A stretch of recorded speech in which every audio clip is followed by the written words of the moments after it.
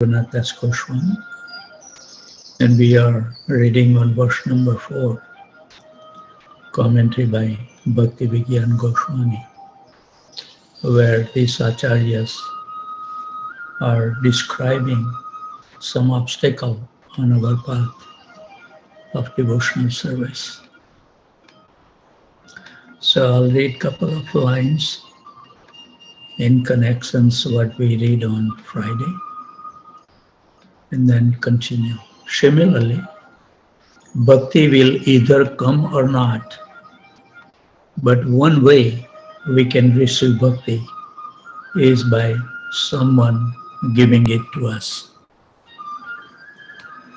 Nevertheless, it does not mean that we should not do something ourselves to get bhakti. That's the point they are trying to make today. As a rule, people have a strange attitude, thinking that either I'm doing something completely myself or this will be given to me completely by mercy. Actually, we like to say that bhakti should come by itself, by mercy, because then we can make the excuse that we don't have to do anything. Very good. An example of this attitude is the Catholic Church and its indulgences. When the Catholic Church was building St. Peter's, it had to raise funds for it. And someone had the brilliant idea to accept donation in return for forgiving sins. It was the most brilliant technique for collecting donation that has ever been created. Accordingly, indulgences appeared.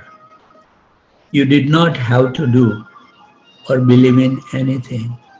You just had to give some money to God's work and you will be saved.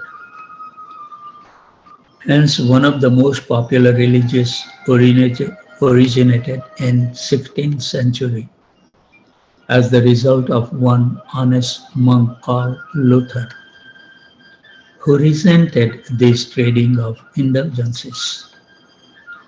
When Luther saw this hypocrisy and abuse of religion, he was inwardly outraged. He hung a memorandum on the wall of a cathedral saying, "The person is saved not by deeds, but by faith alone." His statement was made in an honest way and with good intentions. He wanted to stop the abuse where people were told, just do something and you will be saved. As a result, the church declared him a heretic. For the indulgences, you had to at least pay some money. Now with Luther, you don't have to do anything. Declare, just I believe in God. And that's it.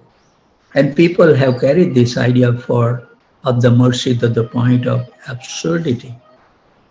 When people are told that everything comes only by God's mercy, and they just have to believe, they immediately say, quote, everything is fine with me.